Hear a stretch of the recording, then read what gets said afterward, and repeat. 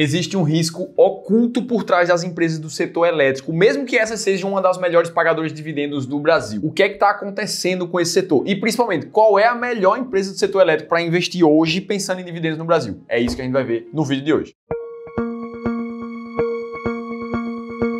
Vamos lá, se você pensa em algum momento investir em dividendos na sua vida como investidor, você muito provavelmente já viu notícias como essas aqui, ó. Ações de 9 elétricas são consideradas baratas. Quais as melhores para garantir dividendos no futuro? Ou dividendos, empresas do setor elétrico devem se destacar na distribuição de lucro. E isso acontece principalmente porque a gente realmente está falando de um setor perene na economia que não tem como viver sem ele. Considerado por muitos um segmento vencedor, como é o caso do Daniel Nigri, que soltou essa passagem aqui falando sobre as empresas. E boa parte disso acontece porque independente de como a gente estiver vivendo na economia, você não vai parar de usar energia elétrica na sua casa, no seu trabalho, em qualquer lugar. Então é por isso que as empresas do setor elétrico, elas têm uma receita muito previsível, independente de crise, independente de qualquer outra coisa. Agora, quando a gente vai trazer esse conceito para a Bolsa de Valores, o que a gente encontra é uma coisa desse modelo aqui, ó. Um setor de utilidade pública de energia elétrica, só que existem várias empresas diferentes do mesmo setor. A gente está falando aqui de só na Bolsa do Brasil, mais de 30 opções diferentes. E para agravar ainda mais, cada uma delas tem uma especialização diferente, seja na geração, seja na transmissão ou seja na distribuição de energia elétrica, que cada uma é uma fase diferente. Esse quadro mostra um resumão para você das principais empresas da bolsa e cada uma das suas principais atuações. E é justamente aqui que entra um grande risco que pouca gente analisa na hora de falar de empresas elétricas. Para poder funcionar, cada uma dessas empresas precisa vencer concessões, normalmente com o Estado. Então, por exemplo, dá uma olhada nessa imagem que está aí na tua tela, mostrando a malha de linhas de transmissão de energia aqui no país, que liga basicamente todos os estados. Para cada uma dessas linhas é preciso que primeiro a empresa vença uma concessão de poder operar aquela linha para depois construir a linha e depois operar a linha por vários anos. E aí que vem a receita delas, que gera o lucro, que gera o dividendo. E é por isso que se você é um investidor ainda mais atento do setor da energia elétrica, já deve ter ouvido falar dos famosos leilões de concessões de energia, que os próximos de 2024, por exemplo, já estão marcados, como por exemplo de 6 de dezembro, que vai definir os leilões de energia existente, ou seja, para as distribuidoras de energia elétrica. E em paralelo existem também os leilões de transmissão de energia, que o próximo está marcado para setembro de 2024. E aí, se você entra no site como uma Taesa da vida, por exemplo, e vem aqui na aba de concessões, o que você vai ver são todas as concessões em atuação daquela determinada empresa, mostrada pelo mapa, nesse caso aqui, e cada uma delas descritas aqui embaixo. E é justamente aqui que entra tanto a receita quanto o pesadelo dessas empresas. Preste atenção no caso da Taesa, onde as primeiras e principais concessões aqui dela têm uma data de término já pré-determinada. A grande maioria delas vem sendo ali a partir de 2030, entrando um pouco para 2031. E todas elas são concessões muito significativas, uma vez que a receita geradas por elas aqui representam numericamente falando números ainda maiores do que essas outras mais para baixo. Ou seja, nos próximos 6 anos, já pré-datadamente falando, ela vai perder concessões, com isso vai perder receitas. E aí você pode pensar, poxa Felipe, mas isso é natural do setor, já que eles têm que vencer novas concessões para renovar a base de concessões. E aqui entra um ponto que não é tão fácil para as empresas elétricas simplesmente chegarem e renovarem concessões fantásticas como elas já tinham no passado. Afinal de contas, a gente está falando de um conflito de interesses. Quanto maior o custo de uma concessão, maior vai ser o custo que os consumidores, nós, todo mundo que usamos energia elétrica, vamos pagar pela conta de energia. Então é natural que o governo, que fica no meio disso tudo, tente abaixar um pouco mais ou o quanto ele puder essas tarifas. E é por isso que a gente vê passagens como essas no site do Ministério de Minas e Energia. O objetivo dos leilões é contratar energia mais barata para os consumidores. Ou seja, é isso que está no foco dos leilões. Sabendo desse próximo novo ciclo de vencimento de concessões, a gente começa a ver notícias como essas. Do JP Morgan recomendando venda, apesar dos dividendos para a empresa Taesa, por exemplo. Ou dando exemplo de outras empresas, como o caso da CEMIG, com suas concessões curtas, como foi chamado, trazendo risco político e sem a privatização. E se a gente olhar exclusivamente para o exemplo da CEMIG, a gente vai precisar lembrar que de 2009 até 2021, ela passou praticamente 12 anos de lado na bolsa, onde os preços nem iam muito para cima, nem iam muito para baixo. E o motivo naquela época era justamente a renovação de concessões que ela estava passando. Já se a gente vai para outro exemplo e olha para o caso da ISA CETIP, de código TRPL4, o que a gente vê são novas concessões em construção que vão gerar uma RAP aqui bem significativa para a empresa e que já fazem parte de um ciclo de renovação dessas concessões, uma vez que as novas datas de vencimento ficam acima de 2040 até 2050 em alguns casos. E o grande ponto aqui de resumo não é só porque a gente está falando de empresas elétricas que elas sejam imbatíveis, que é só comprar e segurar até morrer. Ainda mais quando a gente fala que são mais de 30 opções só na Bolsa do Brasil. Se você não souber a hora certa, exata, de quando comprar e quando vender cada um desses ativos, e eu vou te mostrar como fazer isso no vídeo de hoje, você vai acabar ficando como esse investidor aqui, ó, que tem um patrimônio de pouco mais de 7 milhões e 600 mil reais. E se você prestar bem atenção, você vai ver que ele tem 4 elétricas diferentes, entre elas a Eletrobras e a CEMIG. Mas a grande concentração da carteira dele está justamente em 2 dessas empresas elétricas, com um patrimônio aproximado de 400 mil reais em cada um. Essa é a história do Rogério e ele estava justamente com dificuldade em saber se ele deveria aumentar essas posições, se ele deveria vender um pouco da CEMIG, por exemplo, para rebalancear essa carteira de ações, ou se ele deveria esperar e não fazer nada com essas empresas nesse momento. E na verdade, tudo que o Rogério precisava era de um chamado sistema de alocação estratégica, que mostre exatamente quando ele deve comprar uma ação, quando vender uma ação, e mais que isso, quando comprar renda fixa, quando comprar ações em dólar. E foi exatamente isso que ele descobriu depois de passar por uma consultoria gratuita junto com um dos nossos especialistas aqui do Clube do Valor. Depois de uma reunião de 1 hora, olhando para o caso individual de cada um dos investidores, ele acabou recebendo um documento com um guia estratégico de como ele pode investir melhor. E o lado bom é que você que está assistindo também pode participar de uma consultoria gratuita como essa. Para essa semana, são apenas 7 novas vagas que a gente liberou e eu vou te convidar a preencher teu nome e teu telefone no link que vai aparecer aqui em cima ou na descrição do vídeo. Beleza, então a gente viu que existem várias empresas do setor elétrico e existem dificuldades desse setor que pouca gente fala, que são as concessões vencendo a cada ciclo de no máximo 10 anos. Agora, a partir daqui, para você tomar uma decisão de qual faz mais sentido para tua carteira, você precisa ter critérios muito claros para fazer. E na busca de tentar descobrir quais eram esses melhores critérios para quem pensa em investir com base em dividendos, eu fui estudar um pouco e descobri livros como esse aqui que está na tela para vocês. Na tradução chamado Fique Rico com Dividendos, que trazia um histórico de grandes estratégias sistemáticas que funcionavam lá nos Estados Unidos há muitas décadas para quem buscava dividendos. A nossa função foi trazer essas estratégias e adaptar para o contexto do Brasil. Hoje, para descobrir as melhores empresas pagadoras de dividendos aqui da nossa bolsa, a gente vai se preocupar sempre com as empresas mais lucrativas, principalmente nos últimos 12 meses. As empresas que têm uma constância de pagamento de dividendos por mais de 5 anos sem falhar nenhum ano. E as empresas que têm uma média de dividend yield nos últimos 3 anos mais elevada. Depois disso, é só comprar as 10 maiores pagadoras da bolsa, que se mostrou ter um resultado muito positivo no passado, como esse gráfico que está na tela mostra para vocês, comparando a estratégia máquina de dividendos com o Ibovespa. Então vamos pegar exatamente esses critérios e olhar para as principais ações elétricas da bolsa para entender como é que elas estão hoje. Primeiro critério, todas as empresas passam. Todas as empresas elétricas nesse momento são lucrativas, pelo menos no período recente dos últimos 12 meses. O segundo grande critério é entender se elas têm consistência realmente de pagamento de dividendos sem falhar nenhum ano. Vamos de uma por uma. A Copel tem mais de 5 anos de pagamento de dividendos, esse gráfico mostra isso para você. A Taesa também, desde 2019 ali, sem falhar nenhum ano, são mais de 5 anos. Seguindo, a CEMIG também está no mesmo contexto, mais de 5 anos. A ENGIE, desde 2019 também ali, com um dividendo até mais constante. A ISA-CETIP, TRPL, teve um dividendo maior em 2021, mas ela vem pagando dividendos desde 2019. Chegando na Auren 3, essa aqui a gente vê que não tem consistência de pagamento de dividendos ainda. O primeiro dividendo que ela pagou foi em 2022, então ela não tem os 5 anos mínimos que a estratégia exige. Essa aqui já é cortada pelos filtros da máquina de dividendos. CPFL Energia, desde 2019 pagando também, inclusive com uma crescente de dividendos naquele período. A Lupar é outra que vem numa crescente de dividendos também, desde 2019. Então o que a gente vê aqui é que em termos de consistência, a maioria, tirando a Auren, passam nesse critério. Vamos para o próximo, que é analisar os dividend yields mais altos dos últimos 3 anos na média. E aqui a gente tem vários casos diferentes. A gente vai ver a Copel, por exemplo, na posição número 18 do ranking da máquina de dividendos, com menos de 7% de média nos últimos 3 anos de dividend yield. Ou seja, ela não está dentro das 10 mais pagadoras nesse momento. Então, para quem está pensando em montar uma carteira nesse momento, a Copel não faz sentido. Assim como o caso da Alupar, que está ali na posição número 40, da ENGIE, que está na posição número 25. Então você vê que são 3 empresas do setor elétrico, conhecido por ser pagador de dividendos,